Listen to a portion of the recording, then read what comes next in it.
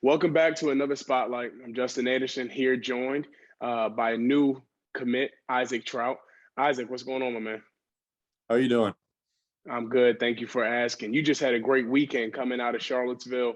Got a chance to get on campus and be around not only your future teammates, but the incoming freshman class for next year. Talk a little bit about your official visit this weekend. Yeah, it was great. It was a really good experience getting to hang out with Coach Bennett and the staff. And then, like you said, Leon and Isaac, players I'll be coming in with that are just really good dudes that I'm excited to surround myself with. And then just the rest of the team, they were all really good guys to us too. And it was fun to watch them practice and just kind of hang out with them outside of basketball. So I just feel really good about my decision, especially after this weekend. I know when I came on my official visit and I got to watch the team practice, there was a part of me that was like, I can jump in that right now.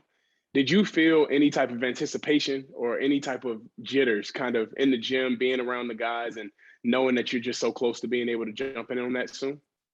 Yeah, no doubt. I just, especially watching all the skill development stuff, just kind of made me realize that Coach Bennett's definitely going to make me to a lot better player, and that stuff just excites me. I love to improve my game and everything. So just seeing those next level drills and watching those definitely got jitters to get in there. I haven't got a chance to be around the team this year. Usually I'll take some time to get down there for the summer. Talk to me about our team this year. How are we going to look this year, in your opinion? I mean, Virginia basketball is always going to be good. Just, Coach Bennett's the best. And I think this year they'll have like more traditional bigs, just like true fives. And then they have really good guard play with, guys like Kihei, Reese Beekman, and then some new transfers that I didn't really get to see a whole lot, but I've heard good things about them too. So should be ACC contenders as always. It sounds like you're fitting just in already. I think we all know that Coach Bennett's going to find a way to make it a successful season. We've seen that time and time again. So that's awesome that you got to be around basketball, but it's football season. Talk a little Yeah. bit about Scott Stadium. What energy did you get from being in Scott Stadium, being on the field, being able to have that college football experience? Because it's been a while.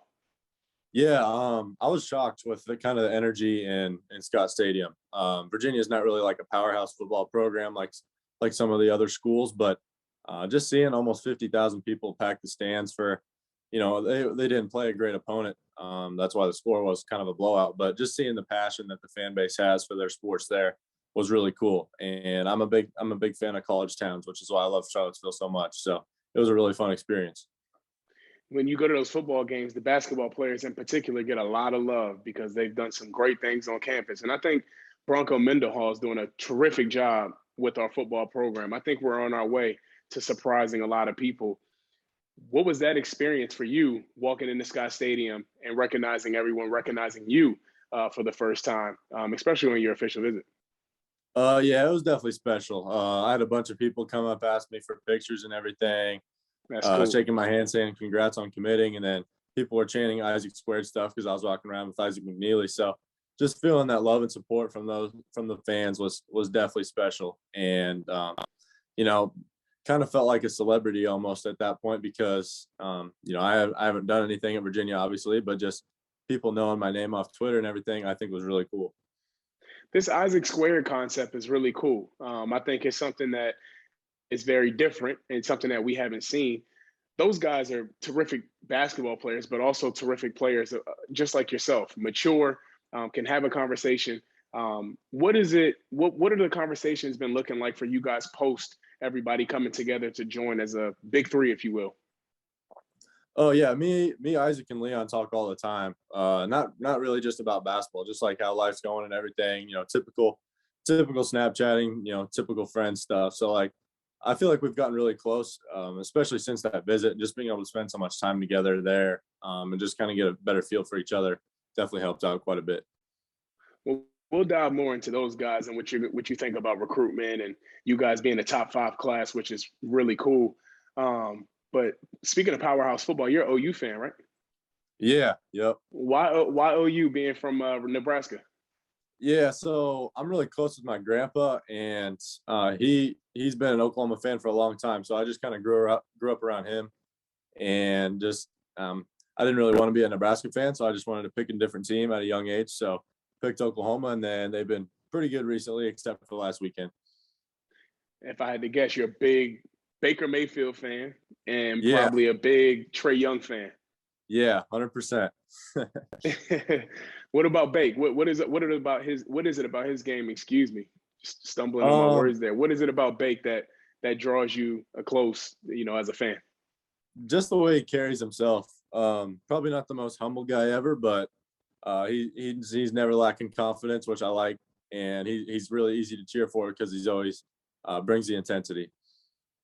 That's interesting that you say probably not the most humble guy, because all of the information that I've acquired over you for this interview in particular, that's the opposite of you. Very humble, very mature, very laid back. That small town mentality growing up in Grand Island, Nebraska. What is it like growing up in Grand Island? It's not as bad as people would probably make it sound like. It's not like cornfields and cows and all that stuff. There's about 50,000 people here, and it's a good community, tight knit, very supportive of sports and everything, and people have been great to me as well. So I'm really appreciative of that, and I've really enjoyed growing up here. Just kind of wish there was a little more stuff to do sometimes, but it's not terrible. If I were to come and visit in Grand Island, what would be our itinerary? Three things. What would be on the list for us we must do coming out there? First, we're gonna go to my high school gym and work out. I think that'd be fun, and then get some food after that. We just got Chipotle, so I've been on that quite a bit, and then I like to golf and fish as well. So whatever you like between those two more, we can do that. How often do you get out on the water and fish? I usually like just fish off the banks and everything for fun for a little bit. I would say a couple times a month or so. And then same with golfing. I try to do it just to kind of clear my mind and everything. Soon, you have a teammate that I just interviewed, Leon Bond, and he talked about ice fishing. Have you heard of ice fishing? I've heard of it, yeah, but I'm too scared to do that. I don't trust the ice that much. So maybe we'll have to get Leon to come out on the bank, or maybe get you guys on a boat when you get to Charlottesville. Yeah, for sure. I don't think there's any ice fishing in Charlottesville. We don't have to worry about that. Yeah, facts. That's true. That's the truth. Right? It's always good to be able to talk at least about some things that you guys have in common. So I thought that was pretty interesting that you like to fish, and he's into ice fishing as well. Because when he said that, I did not expect that at all. He was talking about drilling a hole in the ice, and you drop your bobber down in there, and the way he explained it, it sound pretty easy. But I don't think I think I'm with you. I think I might have to stop at the dock. So. Yeah. What is Yeah. your earliest memory of the game, Isaac? What is your earliest memory of playing basketball? Who put the rock in your hands? Let's take it back to before all of this craziness that's going on right now. Definitely. Probably like the age of 4 or 5. Just I had a mini hoop in my old house in the basement, and just working on that all the time. Just doing dunks and everything. Fun stuff like that. But then as I grew older, I really started to love the game more, and definitely my parents got me into it because they were both athletes, so they kind of just want me to try everything. And I just liked basketball really early on, so I just kind of took that up more than the others. You mentioned your dad, Brandon, your mom, Christy, who have, I thought was very interesting career paths. Talk a little bit about their influence on you, and your sister, Tia, who is playing volleyball now. Talk a little bit about their influence on you guys, and how they've raised you guys in that town to be great young men and women. Yeah, they're the best parents anybody could ask for. Really, they're really hard on me, but still love me and support me through whatever. So I think there's a reason that me and Tia are good kids, and that's definitely because of how we were raised. But just having that support from them, and how much they've put in all the time and effort for me to be where I'm at right now, is really cool. So that's definitely motivation for me too, to hopefully give back to them at some point. Moms play volleyball. Your sister plays volleyball. Mom's is now a physical therapist. She works at physical therapy. Yeah. Okay. And your Yeah. pops is a chiropractor. So Yeah. that is awesome. That's got to be music to Coach Bennett's ears, because if anything happens when you're away from Charlottesville, you're well taken care of. Yeah. Yeah. No doubt. No doubt. What else did they put in front of you as a kid growing up? Did they put any other sports in front of you, or did you kind of gravitate to any other sports outside of basketball? I tried football early on, but I wasn't very big, so I kind of stopped when they went to tackle. Didn't really want to get hit. And then I played baseball until about 7th grade, but didn't love that either. And then I did track in middle school too. But it was just pretty much I loved basketball the whole time. I think it's important to do your due process, man. Everybody who thinks that you're supposed to just play one sport your entire life, it's very hard to be very successful at that one sport if you don't have any other mechanics in another sport. Did you find that to be true in your translation of figuring out what you love the most and kind of getting to where you are today? Yeah, definitely. I think it helps having skills in other sports too, just so you can like get a feel for them when you're watching those types of games and the other sports. And then just kind of being more well-rounded, I think is really important too. You don't really want to get burnt out just doing one thing every single day. We're going to transition into high school basketball. And Nebraska basketball is not that big yet, but Isaac Trout's going to help put that and change that narrative on the map. You go to a school, Grand Island High School, population of about 3,000 plus students. What is the thing about Grand Island High School, that everyone needs to know? We're definitely the most diverse high school in the state, I feel like. We just have so many different ethnicities and everything. So it's really cool. Just kind of hanging out with different types of people at all times, I think is really important and will help set you up for life. Academics is a big key in your household. You're an honor student. You make straight A's from what I'm hearing. Why is that so important to you? Yeah, my parents definitely instilled that into me at a young age, but I'm a pretty smart kid, so school has typically come pretty easy, although the last couple of years taking harder classes has definitely been a challenge, but the ball's going to stop bouncing at some point, so definitely want something to rely on after that and hopefully get a good degree at Virginia and all that, so that's why school is important to me. Being a humble person like you are, I mean, you can see that in your responses. But averaging 30 in high school is nothing to just let go. Your high school experience so far has been challenging in some ways, but at the same time, very successful. Your high school basketball experience and your teammates and your coaches, what do those guys mean to you going into your senior season? And what are you most looking forward to going into this year?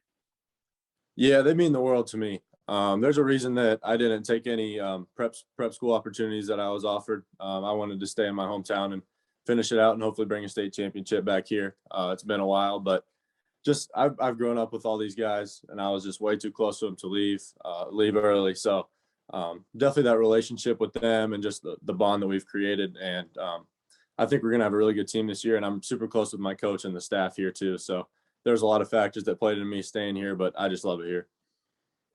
I got a chance to talk to Coach Brad Jacobson and Ryan Reeder, and they both had a lot of great things to say about you. And for you to bring up your teammates, a story that I wanted to ask you specifically about was the merging of two AAU programs, Lincoln Supreme and Team Factory. And Lincoln Supreme was the team that you were originally on, and you had to leave Lincoln Supreme because Team Factory and Lincoln Supreme joined together to make Nebraska Supreme. Yeah. And so leaving Lincoln Supreme was bittersweet for you. Talk about why. I think because about half of our team from Lincoln Supreme turned to Nebraska Supreme. So I just kind of missed the other guys, the other half of my team, because I was super close with them too. You know, AAU events, you're always with your teammates and everything. But I think it was good for us because we got to meet new guys from Team Factory in Omaha and everything, and ended up having a really good summer. So I think it was definitely bittersweet, like you said, because, you know, like I said, I missed those guys, but playing on the Under Armour circuit and everything definitely helped our program get taken to new heights. Coach Jacobson mentioned he challenged you. He said when he first got you at about 14 and under, you were just a really tall, skinny, lanky kid that could shoot the ball, but you worked hard. And he can recall giving you a challenge because when you guys played in AAU, they started to kind of figure out your game a little bit. They knew you could shoot, so they would put a smaller guard on you to try to make you, you know, run you off the line, get to the rim. And so you weren't able to really adjust to that. But he said he challenged you on that. And the next summer after he challenged you, you came back able to rebound the ball better you got stronger, you took the weight room more seriously, finished around the rim a lot stronger, more efficiently. That goes to show, what type of person you are as far as your work ethic. Do you remember going through that phase when Coach Jacobson challenged you with that? Yeah, definitely. My 14-15 year, like he said, I was just tall and could shoot a little bit and couldn't really do much else. And then if I wanted to play at the highest level that I wanted to play at, I had to, work really hard in the weight room. So between my sophomore and junior year, I put on about 30 pounds of muscle, which definitely helped defensively rebound and everything. And then just that mental toughness and everything incorporated to my game definitely helped. But I would say just working hard to improve every single aspect of my game, getting to the rim, finishing through contact, everything like you said. That definitely all came full circle my 16th year, and hopefully can keep improving that. 57. 57 is the tied record for the most points in Nebraska school history. And you guys are in what division of Nebraska sports? We're Class A. We're the biggest. The highest. And so your name is at the top, tied with someone else. But there's actually some controversy behind that, I've heard. And it's something that I'm interested to hear a little bit about. So why not 58 to get a point over whoever it is that you're tied against? We won't even mention his name. Yeah, so I was coming off a down screen, and I was about 2 feet behind the three-point line. And I pull up and make it, and they counted it as a 2. So that should have been 58, but I missed like 5 free throws that game. So those are the things that bother me the most, because those should have been free. So when you look back at that game, you beat yourself up more than anything. Yeah, probably. It definitely wasn't my best game of the year, that's for sure. I just scored a lot. That's incredible. Oh wait, that's incredible. So you had 57, you tied the state record, and you said it definitely wasn't your best game. It could be better. Yeah, I mean, I was kind of efficient, but not super efficient. I think efficiency is like the kind of how you measure how you did offensively. I had a game towards the end of the year against Gretna in a district semifinal where I think I had 34 and about 12 shots. So that was efficient. I think that was probably my best game of the year. That's incredible. And I think there was a stat that came out during the AAU season that last AAU season, you were, of all the AAU brands, you were in the top 20 in efficiency. So efficiency is a big deal to you. And that's something that you really pride your game off of, because you really value playing basketball the right way.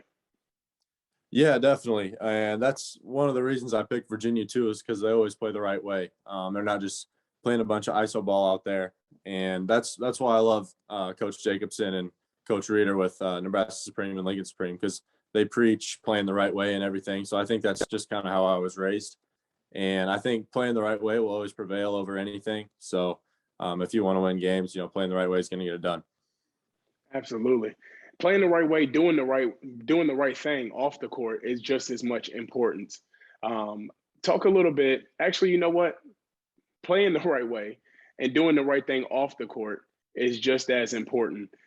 You have something that's similar in common with me, with your ability to love on and to try to encourage and be a light for kids in the community. Why is that so important to you, Isaac? I just remember being in those kids' shoes, looking up to the high schoolers. I was probably 2nd, 3rd grade, just looking up to the high schoolers here in Grand Island. And some of them were good to me and nice, but some of them were kind of standoffish and maybe a little too cool to talk to a younger kid or anything. So that's why I try to answer every single DM I get from kids and everything, try to sign every single autograph, take every picture, because, I just know how much that meant to me when people were good to me when I was that age. So in Charlottesville, when I was in college, I had an unbelievable opportunity to actually work a job during the summers. And the job was ACAC, a local rec and gym in Charlottesville. Owner Phil Wendell was someone who owned that gym. He's a big UVA fan, and he gave us an opportunity to come and work for the summer. And so he would put on these kids camps, and he gave us opportunities to be able to come and be around the kids, show them the game, and just being around those kids, like being a UVA player, they don't care about anything else in the world when you're out there on the court with them and you're showing them different moves and shooting 3-pointers and picking them up to dunk. So I definitely understand your passion with the kids and understanding that we are what we want the future to be, right? We are the examples, Yeah. we are the leaders, and we want to create that type of environment. So that's awesome that you've taken the time to not only dedicate to basketball and everything else that you have a passion and interest in, but it's really important that you continue to give back to the community. And that's something that is admirable on every level, whether you play basketball or not. Something that, taking it a bit personal here, a story about you that I'm sure a lot of UVA fans don't know, and something that I'm just learning about right now, is actually that you're a type 1 diabetic. Yeah. Yep. I don't know much about that, so maybe you can Yeah. inform me and our listeners of what does that entail, and how does that change things when you play basketball as a diabetic?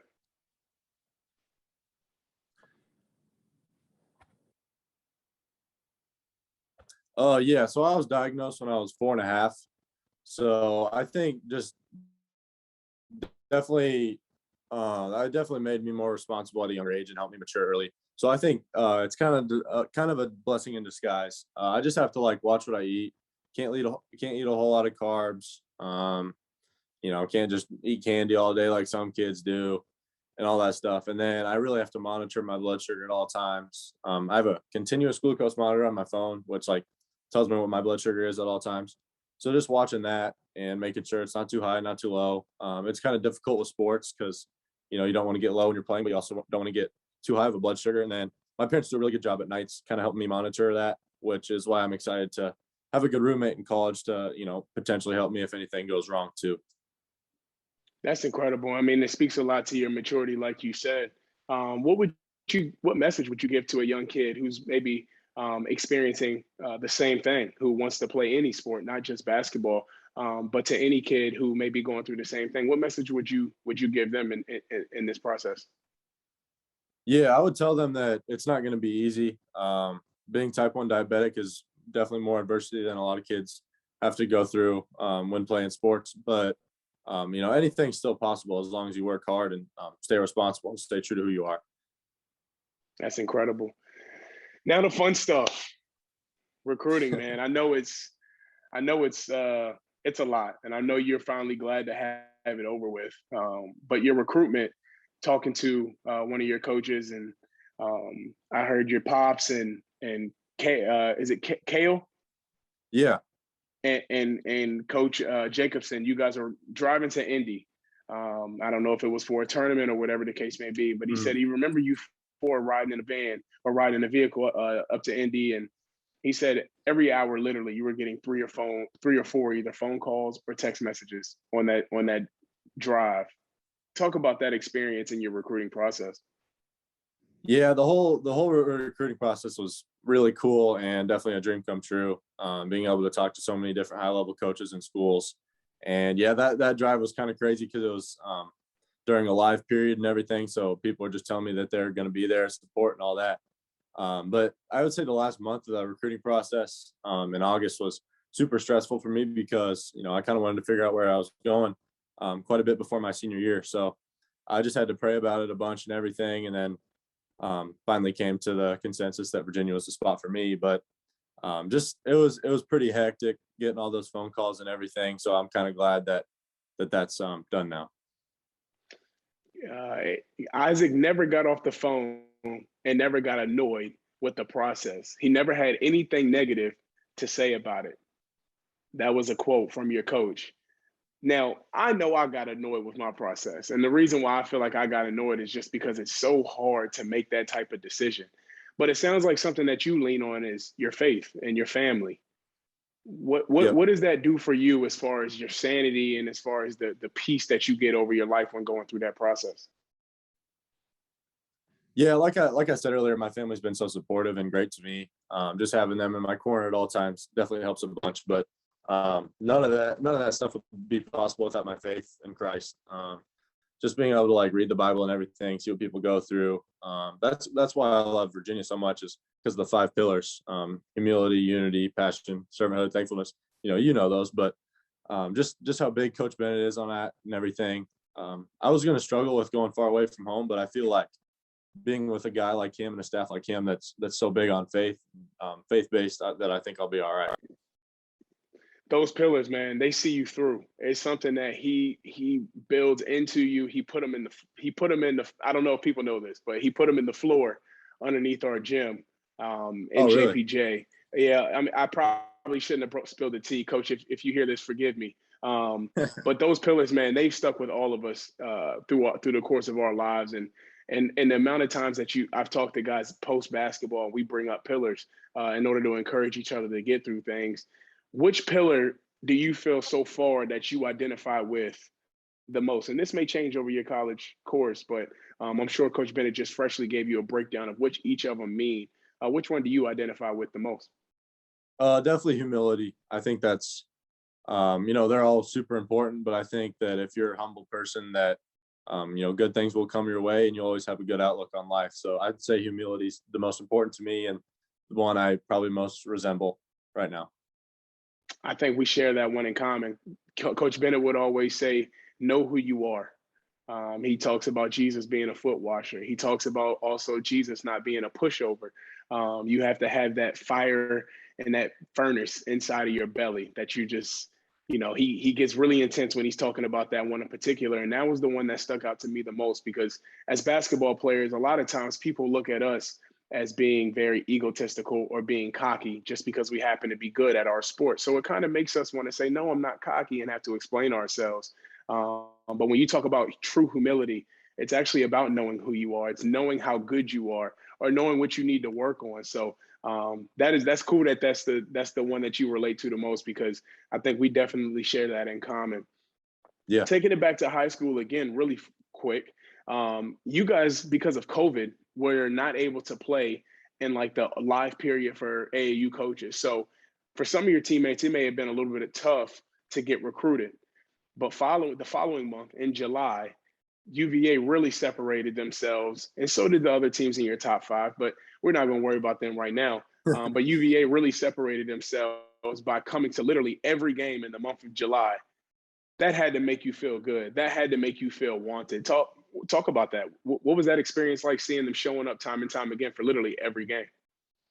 Yeah, they had always been telling me that I was their top priority, and I definitely felt that throughout that process. But when I saw them at every single game, literally in July, that kind of just hit hard. That that I truly am their top target, and that they truly want me. So having that, just being wanted that much by a school like that, definitely played a decision in my factor in my decision. So Coach Bennett wasn't at every single game, but he was probably at 70%, and then they had an assistant at all the other ones. So that really meant a lot. We got to talk about that July. I mean, because that was probably the most dense moment for you to put on a showcase in front of, Coach Bennett, Coach, Izzo, Coach Davis at North Carolina. I mean, you were seeing some of the best of the best filling these gyms up. It started with Atlanta, then it went to Dallas, and then it went to Indy. Now, Dallas and Indy, we don't have to talk about as much. But Atlanta was special for you, because you had some flight difficulties getting in there. Do you remember that flight? Yeah. Oh yeah. I'll never forget that. So the team from Omaha, the AU team from Omaha, was supposed to go to Birmingham, and they were on our flight to Atlanta.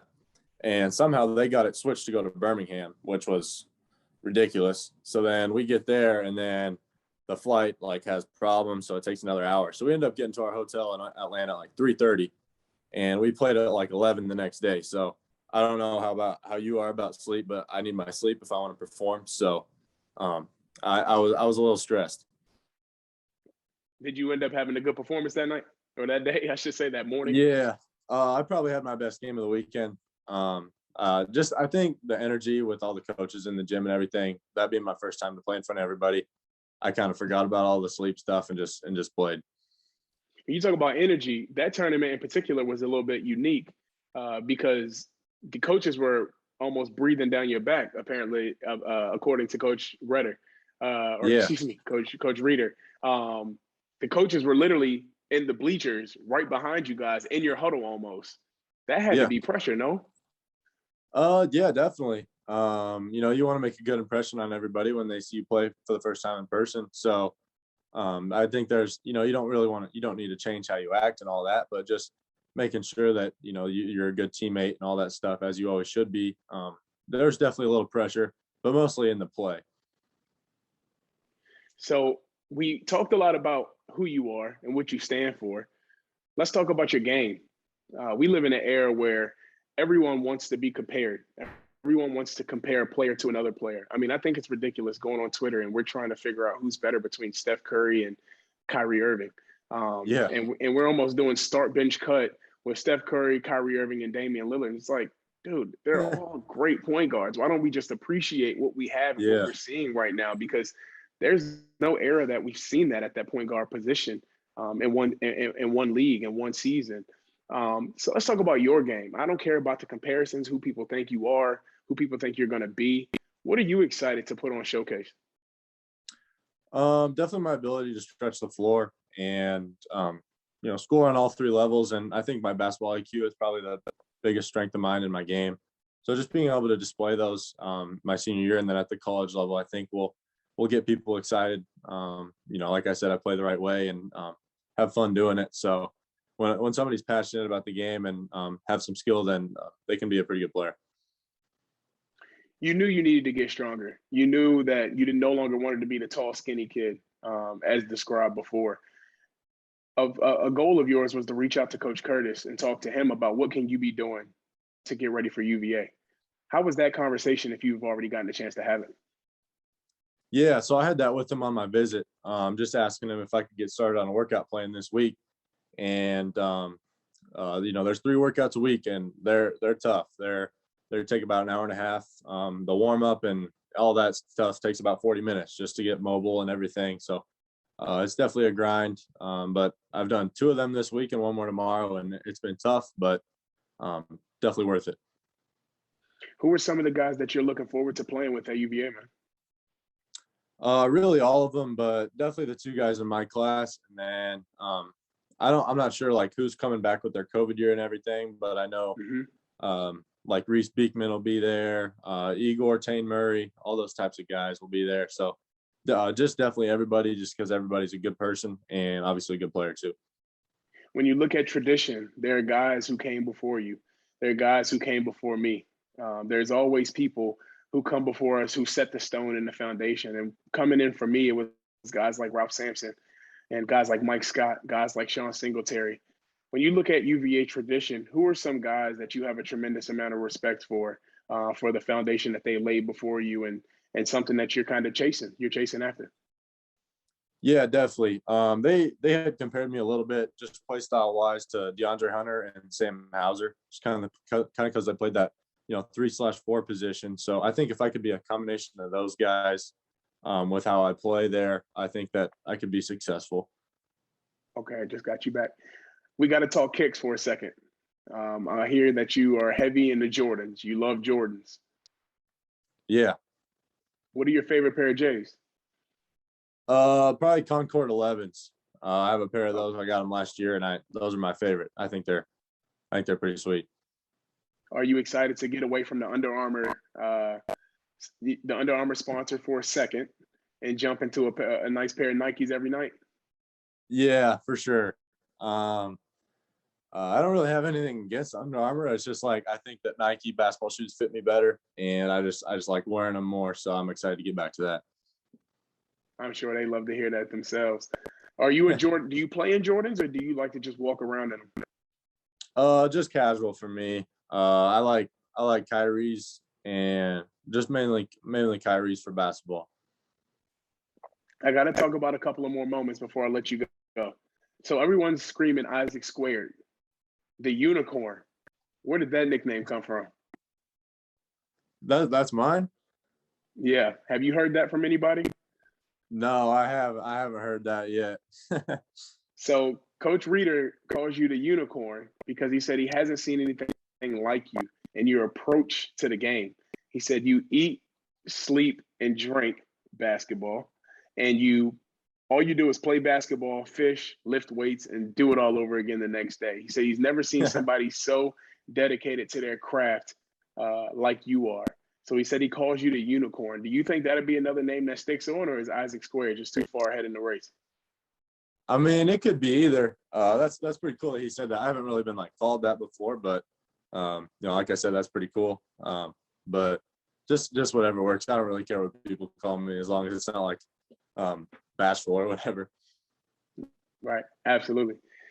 The last thing I want to ask you, man, has nothing to do with you being a part of the finishing product, the end product. It actually has something to do with someone else, and it speaks to your humility, as you mentioned, is your favorite pillar of the five. It was a moment where there was a game winner on the line, and you were taking the ball out this past season in AAU, and a teammate of yours ended up hitting the game winner, and you were just as happy for him as you've ever been for yourself in any type of moment like that. You guys rallied around your teammate. Talk about that moment. Yeah, that was really cool. We were playing Team Thrill, really good team, and it was a great game. So I was just excited to win, obviously, and excited for him. But I typically don't cheer for myself. I don't like doing that. Just want to keep a level head and everything. But I'll cheer really hard for other people too. I like to see other people succeed. What happened during that play? So my teammate that was taking it out, he threw like a. Yep, we're good. Take me through that play. Okay, so my teammate that took it out, he threw like a full court football pass to Jason, the teammate that caught it, and he had a guy perfectly sealed and everything. Like there was like that much of a window to throw a perfect pass, and it was right there. Then he just turned around and laid it in. It actually probably wasn't the best defense for that play. It would have been probably better to stay behind him and make him shoot a jumper, but that's whatever, we won. But it was just like probably the best pass I've ever seen and seen live. So we no longer have to celebrate the Christian Laettner pass. We could just go to the Nebraska Supreme, play against Team Thrill, game winner, full court pass for a layup. We can now start to celebrate that. I think so. Yep. All right, good. Because as long as we don't have to keep hearing about Duke, we're good, man. Well, it's great interviewing you, man. It's always go Hoos, and make sure you take care of Tech whenever you see him. Thanks for coming on. We appreciate you taking the time. We look forward to having you on campus, man. We're so excited. As you've seen the energy in Scott Stadium, the energy is the same amongst your peers and the guys who've come before you. Keep representing us well. Thank you so much for taking the time to come and do this with me. Yeah, absolutely. Thank you, guys. Yeah, absolutely. And that'll be it. Another episode of Locker Room Access Podcast, Player Spotlight with Isaac Traudt.